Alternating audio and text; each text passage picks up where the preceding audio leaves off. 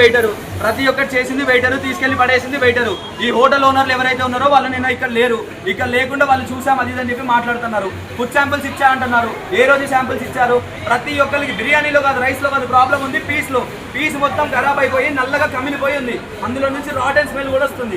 నిన్ననే కంప్లైంట్ చేస్తే hotel owner ఏమన్నారంటే అప్పటికప్పుడు పీస్ చేంజ్ చేయాలని చెప్పి వెయిటర్తో మాట్లాడితే ఆయన సారీ అని చెప్పి నిన్న వాళ్ళు క్షమాపణ చెప్పడం జరిగింది. క్షమాపణ చెప్పి జరగడం తర్వాత బిల్లు కాపీ అడిగాను. బిల్లు కాపీ ఇవ్వడానికి కూడా వీళ్ళు రిఫ్యూజ్ చేశారు.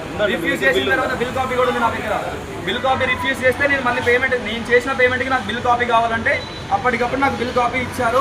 ఈ బిల్ కాపీ తీసుకొని నేను ఫుడ్ ఇన్స్పెక్టర్కి కూడా కంప్లైంట్ చేయడం జరిగింది. కానీ వీళ్ళు ఏం చేశారో ఏందో తెలియదు.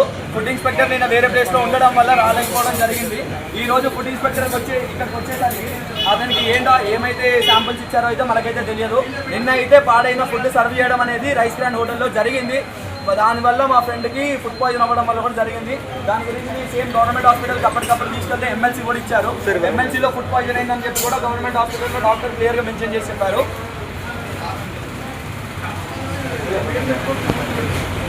ఇప్పుడు దీని గురించి అడుగుతుంటే మాత్రం సెటిల్మెంట్ కోసం ఏదేదో అనుకుంటున్నారు. మేము వాళ్ళ కోసం ఏ సెటిల్మెంట్ గురించి ఆశించింది కాదు. రేపు పొద్దున మాకు దీని నుంచి ఉపయోగపడేది కూడా ఏం లేదు.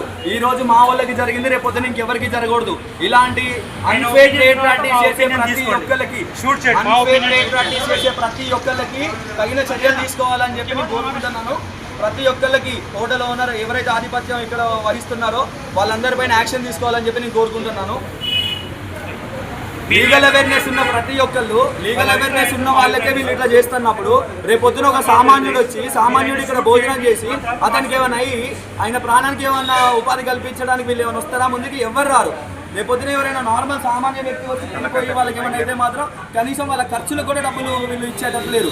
ఇంత పొద్దున మాకు లీగల్ సిస్టమ్ గురించి తెలిసి లీగల్ అవేర్నెస్ ఉంది, మేమే ఇక్కడికి వచ్చి ఇంత అన్సాటిస్ఫాక్షన్ని ఎదుర్కొంటే ఇంకా వీళ్ళు నార్మల్ వాళ్ళకి ఏం సర్వ్ చేస్తున్నారో ఎట్లా చేస్తున్నారో మనకైతే తెలియదు.